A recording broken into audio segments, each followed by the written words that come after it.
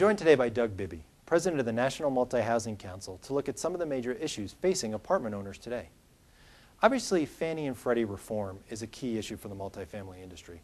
Where does the stability of these two government-sponsored entities stand today? Well, I think the fact that the government, right before the Christmas holidays, signaled that they would be standing behind Fannie Mae and Freddie Mac for the full term of the first 4 years of the Obama administration speaks volumes for their stability. They are, in essence, carrying out the housing policy of the United States government and are actually instruments of the government at this stage. In your work on Capitol Hill regarding these GSEs, what are some of the major issues that you face? Well, right now the emotions are running so high on both sides of the aisle that makes it a bit problematic. You have a certain faction that would like to see them go away. You have a certain faction that would like to see them used even more deeply in affordable housing.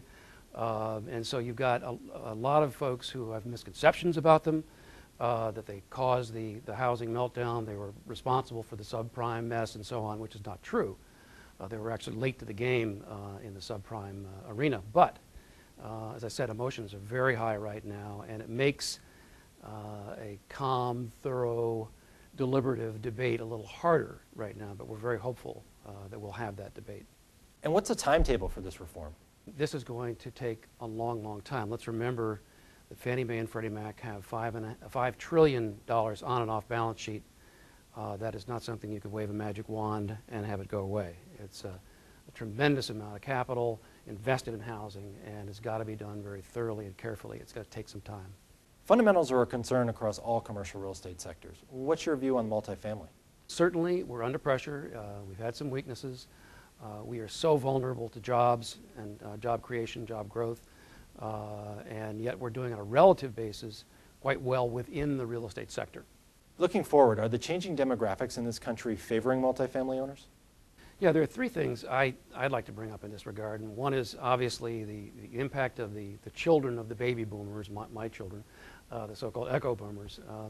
The numbers coming through are staggering, and when you stop and think about it, in just 5 years, in 2015, there will be 67 million people between the ages of 20 and 34 years old in this country.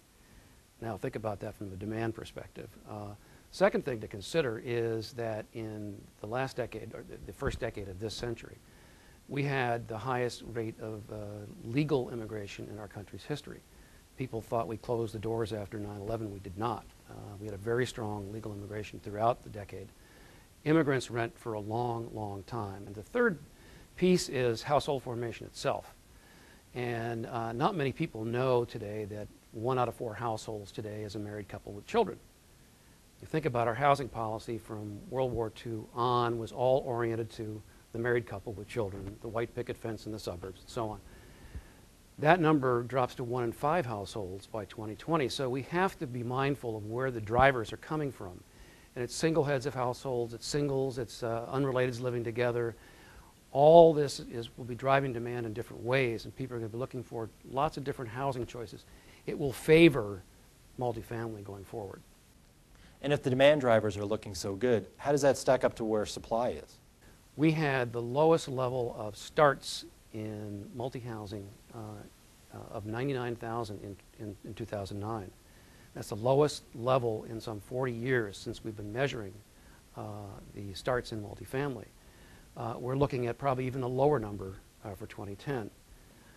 So that, those two taken together, we had roughly 129,000 completions in 2009. It will go lower in 2010. So we have potentially a looming supply shortage coming right when you're going to have a bulge of demand coming in. So I think we're going to see, if we didn't have the dislocation and the spillover from the single-family housing market, we would be bragging about our fundamentals even more so.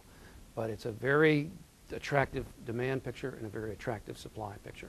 Great. Thanks very much, Doug. For REIT.com, I'm Matt Bishar.